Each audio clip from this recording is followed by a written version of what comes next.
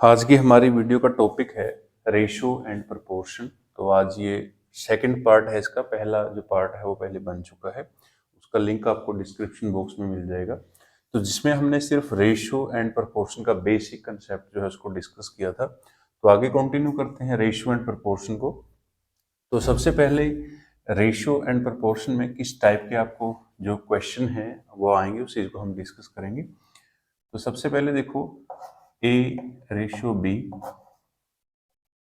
ये मुझे दिया है 2:3, और एक है बी रेशो सी, ये है 1:4। और यहाँ पे निकालना क्या है, ए रेशो बी रेशो सी। तो यहाँ पे आपको ए का बी का और सी का इकट्ठा रेशो जो है वो निकालना है। आपको ए का बी के साथ रेशो दिया है, बी का सी के साथ रेशो दिया है, और ए रेशो बी रेशो सी निकालना है। तो इसमें आपको क्या करना है, सबसे पहले ए रेशो बी रेशो सी इसको लिख लेना है। अब ए रेशो बी जो है यहाँ से देखेंगे हम 2:3, तो यहाँ पे मैं लिखूंगा 2:3। बी रेशो सी जो है वो मुझको दिया है 1:4, तो यहाँ पे लिखूंगा मैं 1:4। उसके बाद अब देखो 1 के आगे जगह खाली है तो मैं यहाँ पे 1 लिखूंगा, 3 के पीछे जगह खाली है तो मैं यहाँ पे 3 लिखूंगा। अब 2 को 1 के साथ मल्टीप्लाई करेंगे 2, 3 को 1 के साथ मल्टीप्लाई कर दो 3, 3 को 4 के साथ मल्टीप्लाई करेंगे 12। तो इसका मतलब क्या है कि हमारा जो रेशो है ए का बी का और सी का वो क्या है, 2:3:12। अब इसमें अगर कटिंग होती है तो हम कटिंग कर सकते हैं, सेम टेबल में सभी की कटिंग अगर होती है, अगर नहीं होती तो यही हमारा फाइनल रेशो है। तो ऐसे हम जो है अगर दो दो नंबर का हमें रेशियो दिया है, जैसे ए का बी के साथ, बी का सी के साथ, तो इकट्ठा 3 का जो रेशियो है वो हम यहाँ से ऐसे निकालेंगे। तो बिल्कुल इजी मेथड के साथ निकाला है। ऐसे ही अगर आपको 3 रेशियो दिए हैं और चारों का जो रेशियो पूछा है, जैसे ए रेशियो बी दिया है, बी रेशियो सी दिया है, और यहाँ पे आ गया आपके पास सी रेशियो डी, तो ये आ गया मेरे पास 5:6। अब यहाँ पे निकालना क्या है, ए रेशो बी रेशो सी रेशो डी। तो चारों का जो रेशियो है वो निकालना है। ए का बी के साथ रेशियो दिया आपको, बी का सी के साथ, सी का डी के साथ दिया है, तो A ratio B ratio C ratio D निकालना है। अब सबसे पहले इसमें क्या करना है आपको, तो A ratio B ratio C ratio D को लिख लेना है। अब ए रेशियो बी है 2:3, तो इसको लिखेंगे 2:3। फिर उसके बाद है 1:4, तो इसको लिखेंगे 1:4। फिर उसके बाद है 5:6, तो इसको लिखेंगे 5:6। तो ऐसे ए रेशियो बी लिख लो, बी रेशियो सी लिख लो, सी रेशियो डी लिख लो। अब 3 के पीछे देखो 2 जगह खाली है, एक सी की और एक डी की, तो इस 3 को दोनों जगह लिख लेना है। 4 के पीछे की जगह खाली है तो 4 को पीछे लिख लेना है। 1 के आगे जगह खाली है तो 1 को यहाँ पे लिख लेना है। 5 के आगे 2 जगह खाली है तो 5 को यहाँ पे भी लिख लेना है, यहाँ पे भी लिख लेना है। उसके बाद अब इन तीनों की मल्टीप्लाई करेंगे, तो 2 के 1 के साथ मल्टीप्लाई करेंगे 2, फिर 5 के साथ करेंगे 10, 3 को 1 के साथ करेंगे 3, 5 के साथ करेंगे 15। उसके बाद 3 को 4 के साथ करेंगे 12, 12 को 5 के साथ करेंगे 60। फिर है 3 को 4 के साथ करेंगे 12, 12 को 6 के साथ करेंगे 72। तो इसका मतलब क्या है कि ए का, बी का, सी का और डी का रेशो क्या है, 10:15:60:72। तो ऐसे हमने जो है चारों नंबर का जो है रेशो निकाल लिया है। हमें अलग अलग रेशो दिया था, ए का बी के साथ, बी का सी के साथ, सी का डी के साथ, और निकालना क्या था, ए बी सी डी का जो इकट्ठा रेशो है तो वो यहाँ पे निकालना था, ए का, बी का, सी का और डी का रेशो क्या आएगा। उसके बाद नेक्स्ट है मेरे पास 2a is equal to 3b, और यहाँ पे बताना है कि a रेशो b क्या होगा। तो 2a is equal to 3b दिया है, हमें a रेशो b निकालना है। तो सबसे पहले यहाँ पे हम क्या करेंगे, तो a रेशो b जो है उसको मैं a/b भी लिख सकता हूँ, तो ये आप ये भी बता सकते हो यहाँ पे। अब ये b जो है 3 के साथ मल्टीप्लाई में है, तो b को मैं इस साइड लेके आऊंगा, इस साइड आके डिवाइड हो जाएगा। 2 जो है a के साथ मल्टीप्लाई को इसको परली साइड भेज देंगे, तो दूसरी साइड भेजेंगे तो ये उस साइड जाके डिवाइड हो जाएगा, तो ये बन जाएगा a/b इज इक्वल टू 3/2। तो यहाँ से हम जो है a रेशो b क्या लिख सकते हैं, तो ये बन जाएगा हमारा 3:2। तो ऐसे हम जो है a रेशो b निकाल सकते हैं। अब ये तो है एक ट्रेडिशनल अप्रोच, बट हम डायरेक्ट कैसे निकाल सकते हैं। अब यहाँ से देखेंगे कि जो a के सामने है वो a की वैल्यू है, और दूसरी वैल्यू जो हो किसकी है, b की। तो इसका मतलब क्या है, a की वैल्यू 3 है और b की वैल्यू क्या मान लेनी है, 2। तो डायरेक्ट जो है a रेशो b लिखना है, तो a की वैल्यू 3 है, b की वैल्यू 2 है, तो यहाँ पे हम डायरेक्ट लिख सकते हैं 3:2। तो यहाँ पे देखो डायरेक्ट हमारा जो आंसर है वो 3:2 आ गया। तो जैसे मेरे पास है 3a is equal to 5b, तो यहाँ से a रेशो b निकालना है। तो a रेशो b क्या होगा, तो a रेशो b यहाँ पे होगा, देखो ये a की वैल्यू है और दूसरी वैल्यू किसकी है, b की, तो ये b की वैल्यू आ गई यहाँ पे। तो a रेशो b निकालना है, a की वैल्यू 5 है, b की वैल्यू 3 है, तो इसका मतलब क्या है, a रेशो b आ गया 5:3। तो ऐसे आप जो है डायरेक्ट निकाल सकते हो। अगर आपको डायरेक्ट निकालना है तो इसका जो आंसर है आपको कमेंट बॉक्स में बताना है, क्या आंसर आएगा। 7a is equal to 9b, और यहाँ पे आपको बताना है कि b रेशो a जो है वो क्या होगा। तो इसका जो आंसर है आपने कमेंट करके बताना है कमेंट बॉक्स में कि इसका आंसर क्या आएगा। नेक्स्ट है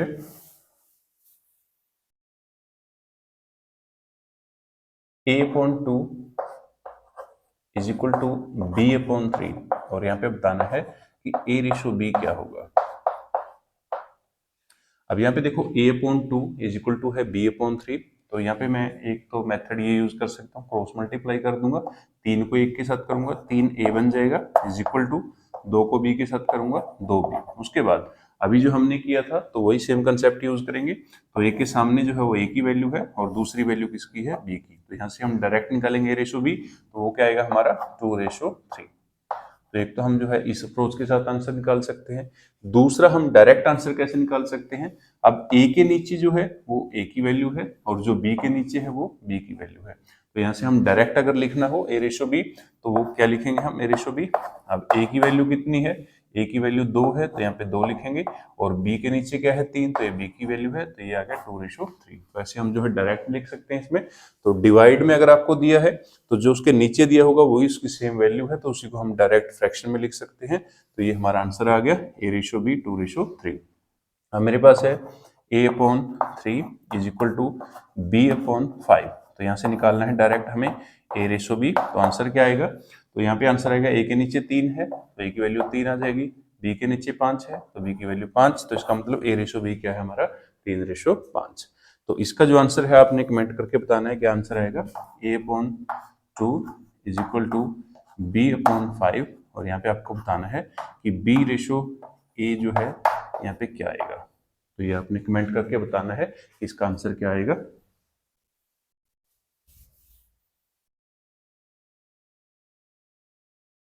नेक्स्ट है, ये हमारा कंसेप्ट चल रहा है अभी, इसमें किस टाइप के जो है आपको क्वेश्चन पूछे जाएंगे। नेक्स्ट है a रेशो b, यहाँ पे प्रोपोर्शन है c रेशो d। तो यहाँ पे जो d है, d को हम बोलते हैं फोर्थ प्रोपोर्शन।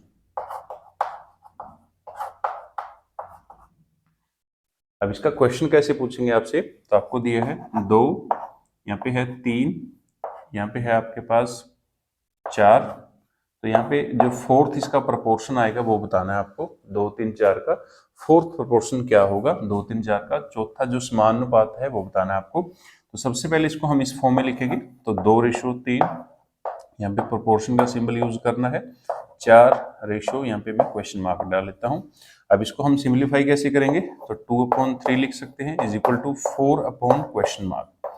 अब जब आपको लास्ट टाइम जो वीडियो थी उसमें बताया था कि रेशियो एंड प्रोपोर्शन का जो बेसिक कंसेप्ट था उसमें आपको बताया था। अब यहाँ पे देखो न्यूमरेटर 2 है, यहाँ पे 4 है, तो 2 से बन गया 4। इसका मतलब क्या है कि यहाँ पे 2 के साथ मल्टीप्लाई हुआ है, तो नीचे भी जो है हम इसको 2 के साथ ही मल्टीप्लाई करेंगे। तो 3 को अगर हम 2 के साथ मल्टीप्लाई करेंगे यहाँ पे कितना आएगा 6। तो इसका मतलब क्या है, इसका जो फोर्थ प्रोपोर्शन है वो क्या आएगा हमारा 6।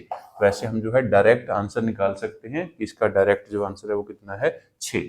हम जो हमारा आंसर है यहाँ से भी निकाल सकते हैं, जैसे देखो 2 से 4 बन गया तो 2 के साथ मल्टीप्लाई हुआ है, तो 3 को भी जो है हम किसके साथ मल्टीप्लाई करेंगे, 2 के साथ ही करेंगे। तो 3 को 2 के साथ मल्टीप्लाई कर दो कितना आएगा 6। तो ऐसे हम जो है हमारे सम को बिल्कुल आसान तरीके से सोल्व कर सकते हैं।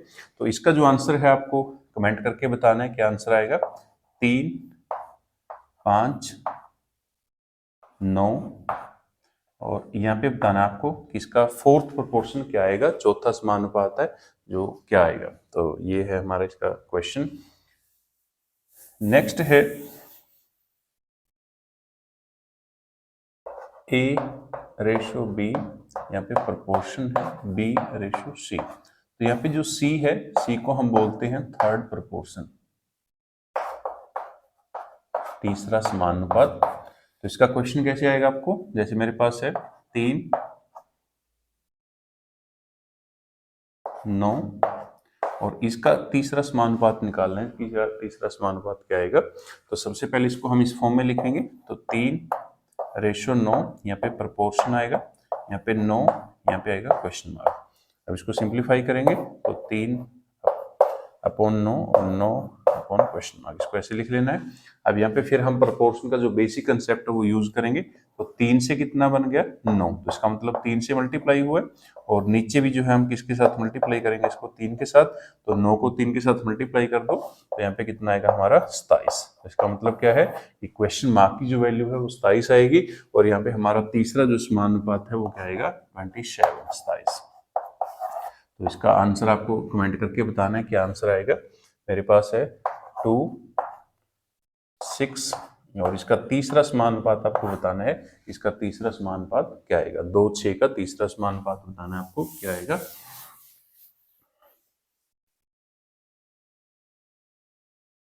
नेक्स्ट है A/B, अगर इसका डुप्लीकेट रेशो निकालना हो तो A/B का जो डुप्लीकेट रेशो है वो क्या होगा, इसका डुप्लीकेट रेशो है A² B², इसको हम बोलते हैं इसका डुप्लीकेट रेशो। जैसे मेरे पास है 2:3, तो 2:3 का जो है डुप्लीकेट रेशो निकालना है, तो 2 का स्क्वायर कर दो 4, 3 का स्क्वायर कर दो 9, तो इसका मतलब क्या है कि 2:3 का डुप्लीकेट रेशो क्या है 4:9। उसके बाद फिर है A/B का अगर सब डुप्लीकेट रेशो निकालना हो, तो सब डुप्लीकेट रेशो कैसे निकालेंगे, तो सब डुप्लीकेट है, सब डुप्लीकेट रेशियो है डुप्लीकेट का बिल्कुल अपोजिट, तो यहाँ पे स्क्वायर किया था तो यहाँ पे हम क्या करेंगे स्क्वायर रूट, तो इसका मतलब A का स्क्वायर रूट रेशियो B का स्क्वायर रूट, तो ये क्या निकल जाएगा हमारा सब डुप्लीकेट रेशियो निकल जाएगा। अब मेरे पास है यहाँ पे 16:25 और इसका हमें सब डुप्लीकेट रेशियो निकालना है।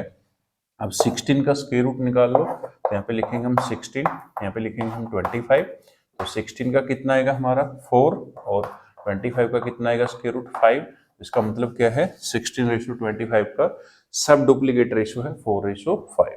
नेक्स्ट है A/B का अगर आपको ट्रिप्लीकेट रेशियो निकालना है,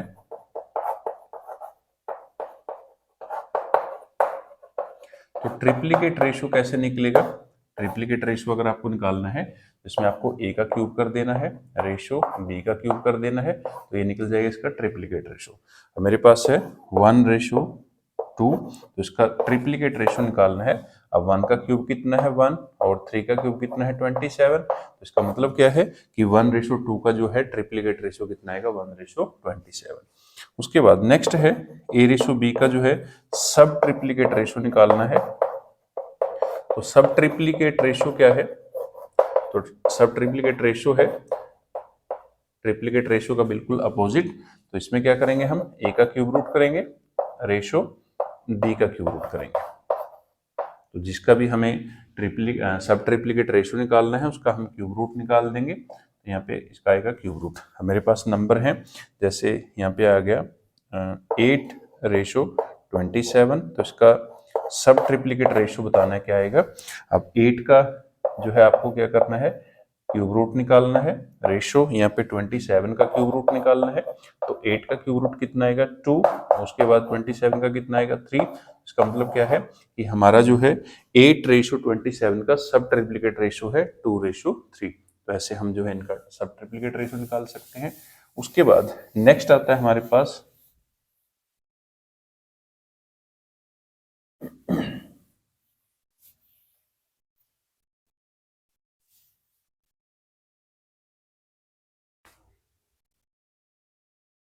ए और बी, दो नंबर हैं, इनका मीन प्रपोर्शन निकालना है हमें, जिसको हम मध्य समानुपाती बोलते हैं। तो ए और बी का मीन प्रपोर्शन कैसे निकालना है, तो इसमें हमें ए और बी को मल्टीप्लाई कर देना है और फिर उसका स्क्वायर रूट निकाल लेना है। तो मल्टीप्लाई करने के बाद जो आंसर आएगा उसका स्क्वायर रूट ही इसका मीन प्रपोर्शन होगा। जैसे मेरे पास है 2 और 8 जो है इनका मीन प्रपोर्शन निकालना है, तो सबसे पहले आप क्या करेंगे 2 को 8 के साथ मल्टीप्लाई कर दो, ये बन जाएगा हमारा 16। अब 16 का स्क्वायर रूट निकाल लो, तो 16 का स्क्वायर रूट कितना आएगा 4 इसका मतलब क्या है 2:8 का मीन प्रोपोर्शन कितना है 4। तो 2:8 का जो है मीन प्रोपोर्शन या मध्य समानुपाती कितना है 4। नेक्स्ट है हमारे पास, अगर नेक्स्ट आपको कंसेप्ट जो है हमारा वो क्या है, तो इसमें हमने रेशियो और प्रोपोर्शन का जो बेसिक कंसेप्ट है कि किस टाइप के इसमें क्वेश्चन आपके बनते हैं उसी को हम यहाँ पे डिस्कस कर रहे हैं। तो मीन प्रोपोर्शन हो गया हमारा। उसके बाद नेक्स्ट है